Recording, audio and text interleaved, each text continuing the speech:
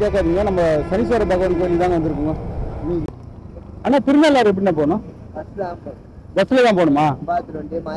திருநள்ளாறு தர்பாரண்யேசுவரர் கோவில் திருஞான சம்பந்தர், திருநாவுக்கரசர், சுந்தரர் ஆகியோரால் தேவாரப் பாடல் பெற்ற தலங்களில் ஒன்றாகும். சோழநாடு காவிரி தென்கரை தலங்களில் 52வது சிவத்தலமா சனி உள்ளிட்ட பல சனிகளின் பிரச்சனை தீரும். நள் தீர்த்தத்தில் நீராடி சனீசுவரை தரிசனம் செய்து இறைவன் தர்பாரண்யேஸ்வரர் வழிபட்டு பேறு பெறுகின்றனர். இக்கோவிலில் உள்ள இறைவன் தர்பாரண்யேஸ்வரர், இறைவி பிராணேஸ். என்ன சார்ஜ் பண்றீங்களா இல்ல ஃப்ரீ தானம்மா? எவ்வளவு? ஓ சரி, ஒரு பேக் தான். நம்ம வந்து டோக்கன் கொடுத்து. வணக்கம், நான் உங்கள் சான். இப்போ நம்ம எங்கே இருக்குன்னு பார்த்தீங்கன்னாக்கா காரைக்கால் வந்துருக்குங்க. காரைக்கால் ஏன்னு கேட்காதீங்க, நம்ம சனீஸ்வர பகவான் கோயில் தாங்க வந்திருக்குங்க. ஸோ நைட்டு நம்ம வந்து கோயம்பேட்டில் பஸ் ஏறணும். கோயம்பேட்டில் வந்து ஒரு 8:30 மணிக்கு பஸ் ஏறணும். ஸோ இங்கே வந்து வரும்போது பார்த்தீங்கன்னா காலைல ஒரு 3:30 மணி ஆயிடுச்சு. ஆனால் திருநள்ளாறு எப்படின்னா போகணும்? பஸ்ல தான் போகணுமா? இப்படி போகணுமா இல்லை இந்த பக்கம் போகணுமா? இப்படிதான் போகணுமா? சரி, கும்பகோணம் மாயாவரம் வண்டியில போவோம். அம்பாத்துறை நம்ம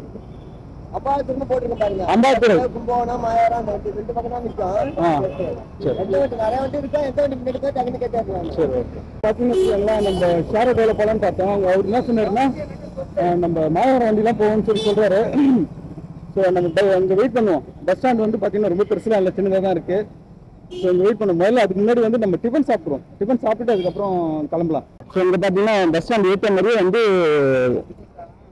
ஹோட்டல் ராமனா இருக்கு. இந்த நம்ம போய் டிஃபன் சாப்பிட்டு வந்துடுவாங்க. தோசை ஆர்டர் பண்ணியிருக்கோம்.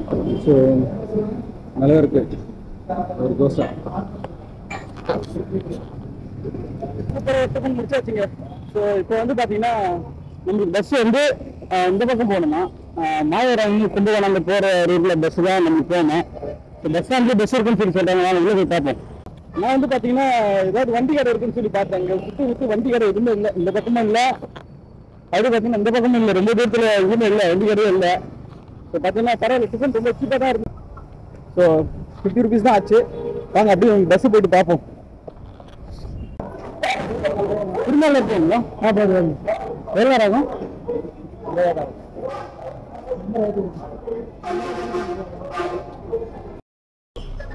பஸ் ஏறியாச்சுங்க. ஸோ இங்கேருந்து வந்து ஒரு 4 கிலோமீட்டர் காட்டுது. ஸோ எவ்வளோ நேரத்தில் போய் பார்ப்போம்.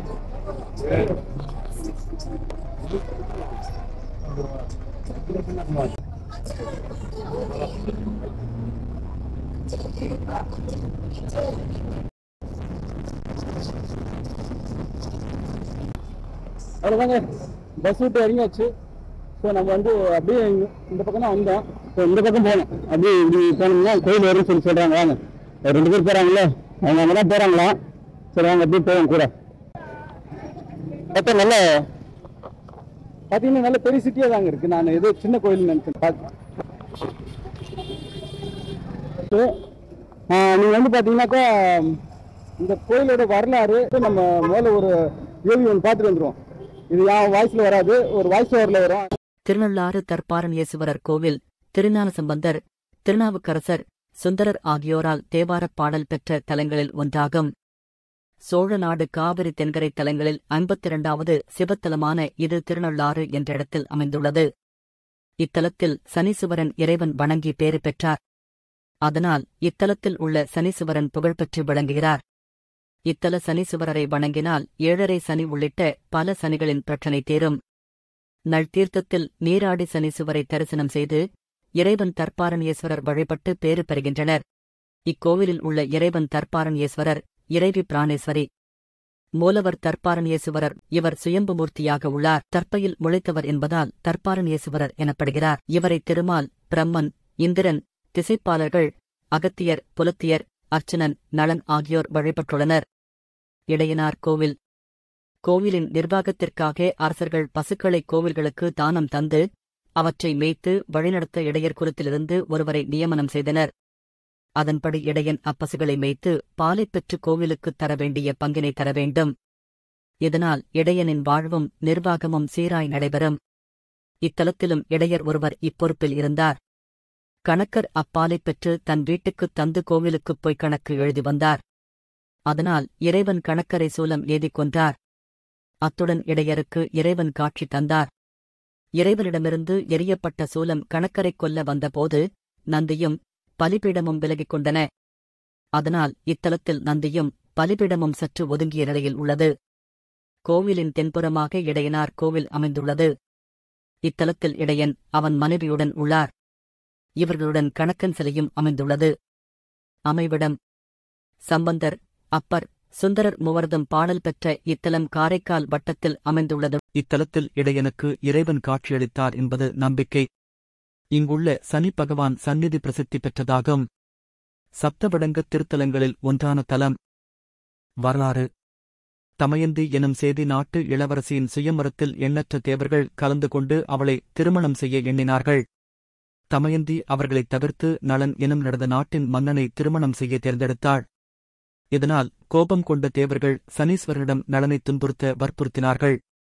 சனீஸ்வரனும் நளனை துன்பப்படுத்தினார். அவ்வாறான சூழலில் திருநள்ளாறு நகரில் இருக்கும் தற்பாரணியேஸ்வரரான சிவபெருமானை நளன் வணங்கியமையால் சனீஸ்வரன் நளனை தன் துன்பப்பிடியிருந்து விடுவித்தார்.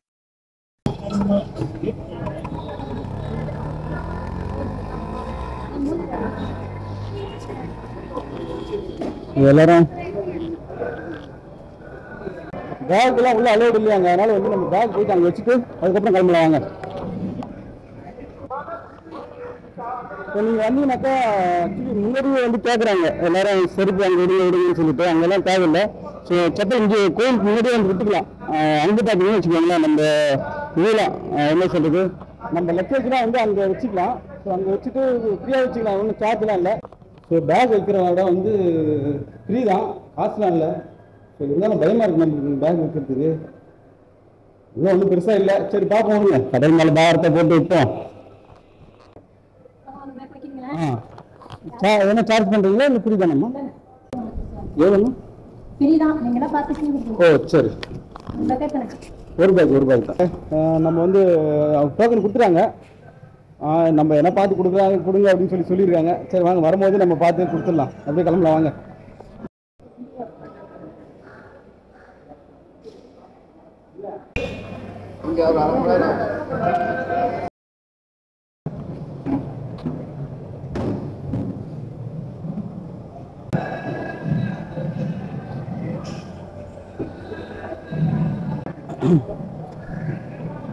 இது கோயிலோட முழு இது அப்படியே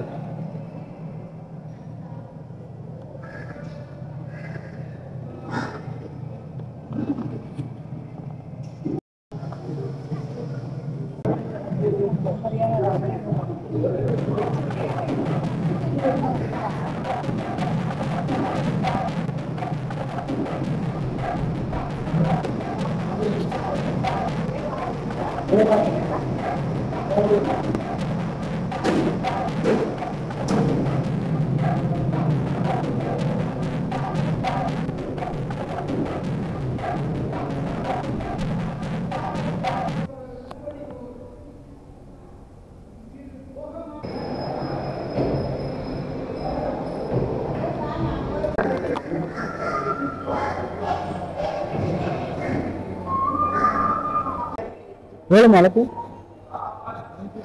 5 ரூபாவா? எப்படி வேணா கவுண்டிங் பண்ணி வேணா இது இருக்கா, இல்லை எத்தனை நாள் ஏற்றலாமா? சரி 11 கொடுங்க.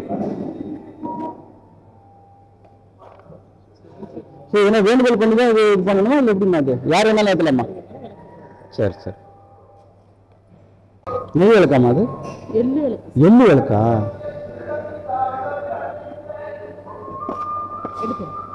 சரி சரி, வரும்போது வாங்கிக்கிறேன்.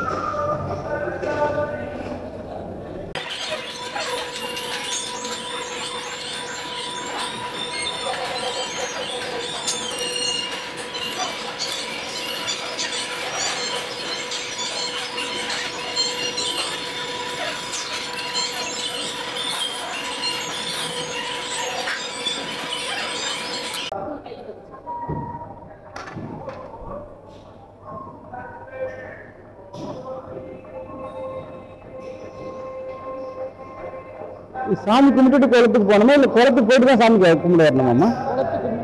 இன்னும் போகலம்மா. அதெல்லாம் ஒன்றும் இல்லையா? ஆனால் இப்போ குளத்துக்கு போகலாம்ல? இல்லை குளிக்க போகிறது இல்லை, தள்ளி தெளிச்சு அடிச்சு. ஸோ சூப்பராக ஒரு தரிசனம் முடிச்சாச்சுங்க. ஆக்சுவலி இந்த கோயில் எப்படி கும்பிடணும்னு எனக்கு தெரியாது. ஆக்சுவலி என்ன சொன்னாங்கன்னா, அந்த விளக்கு வைக்கிற அம்மா கிட்ட கேட்டேன். அவங்க என்ன சொன்னாங்கன்னா, முதல்ல குளம் அந்த இதுக்கு போயிட்டு குளத்துக்கு போயிட்டு தான் கோயிலுக்கு வருவாங்கன்னு சொல்லி சொன்னாங்க. நம்மளுக்கு தெரியாது. அதனால் வந்து சும்மா இப்போ குளத்துக்கு மட்டும் உங்களுக்கு காட்டுறேன். போயிட்டு நீங்கள் யாருன்னா வந்தீங்கன்னா முதல்ல இந்த குளத்துக்கு போயிட்டு அதுக்கப்புறம் கோயிலுக்கு வரணுமா. ஸோ அதை ஃபாலோ பண்ணிக்கோங்க. எனக்கு தெரியாது, அதனால் வந்து நான் முதல்ல சாமிக்கு பார்க்க வந்துட்டேன். நீங்கள் அதை கொஞ்சம் ஃபாலோ பண்ணிக்கோங்க.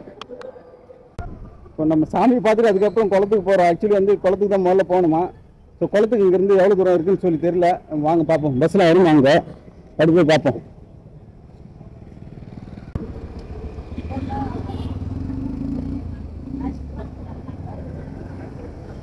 இதுதாங்க பஸ் ஸ்டாண்டு. இங்கே இறங்கிட்டு அப்படியே கோயில், அப்படி இந்த பக்கம் போனீங்கன்னா குளம். ஸோ பஸ் ஸ்டாண்ட் இங்கே இறங்கிட்டு அப்படியே இந்த பக்கம் குளம், இந்த பக்கம் கோயில். மேலே ஆக்சுவலி குளம் போயிட்டு தான் திருப்பி நாங்கள் வரணும் போல. ஸோ இங்கிருந்து நடந்து போயிடலாமாங்க. அது தெரிஞ்சு பாருங்க, அந்த தென்னை மரம் தெரிஞ்சு பார்த்தீங்களா, அங்கே தான் குளமா. ஸோ நம்ம நடந்து போயிடலாம் வாங்க. ஏன்னா நம்ம பஸ்ஸுக்காக வெயிட் பண்ண, பஸ் வராதான். பஸ் வரும். ஆக்சுவலி வந்து அவ்வளோ 10 ரூபா திருப்பி ஆக்சுவலி செலவு பார்க்காங்க. ஸோ நம்ம அப்படியே வந்து நடந்து போயிடுவோம். ஸோ அது முன்னாடி ஒரு ஃப்ரூட் மிக்சர் வாங்கியிருக்கேன், சாப்பிட்டுட்டு அப்படியே கிளம்பி வாங்க.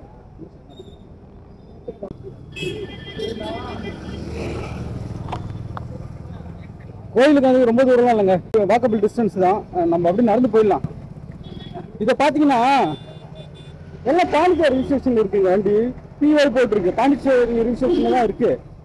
என்னடா விசாரிச்சா இது வந்து பாண்டிச்சேரியோட கண்ட்ரோல்ல தான் இருக்காங்க. அதுதாங்க வந்தாச்சுங்க. இதுதான் கோயில் என்ட்ரன்ஸ் நினைக்கிறேன்.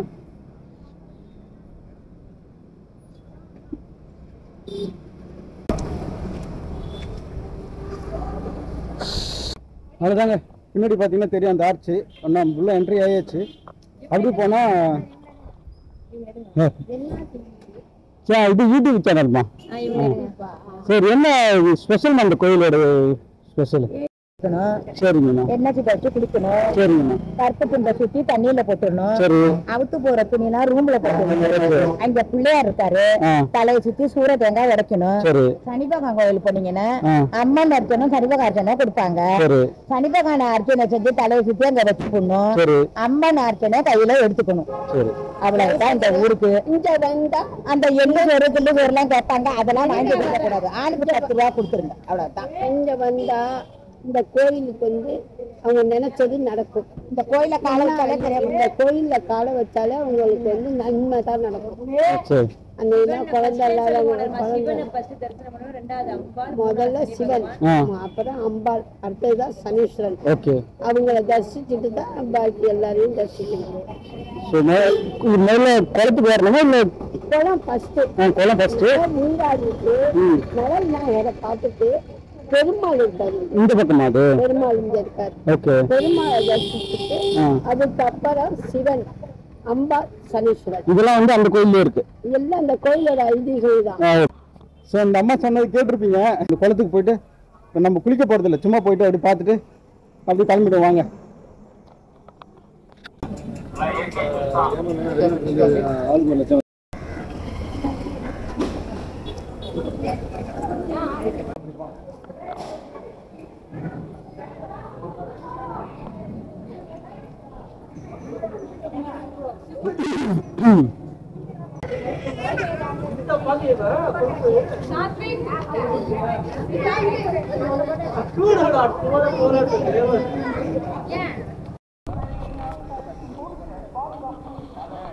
இவங்க வந்து பார்த்தீங்கன்னா வச்சுக்கோங்களேன், துணி பார்த்தீங்கன்னா அங்கங்கே துணி ஃபுல்லாக கொட்டி வச்சுருக்குங்க. பாருங்க, இங்கே ஃபுல்லாக பாருங்க, இது எல்லாமே துணி. இங்கே வந்து இந்த கோயிலில் குளிச்சுட்டு அந்த துணியை வந்து இங்கேயே கழட்டி விட்டுணுமா.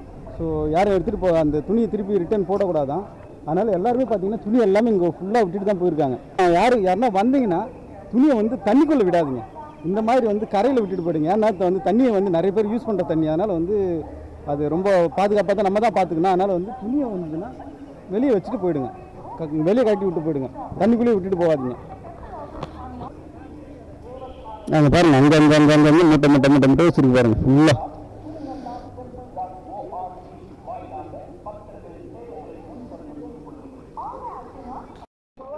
ஸோ அவ்வளோதாங்க இந்த வீடியோ இதோட முடிச்சுக்கலாம். வீடியோ பிடிச்சிருந்தா லைக் பண்ணுங்கள், ஷேர் பண்ணுங்கள், மறக்காமல் சப்ஸ்கிரைப் பண்ணி வச்சுக்கோங்க. நன்றி, பாய் பாய்.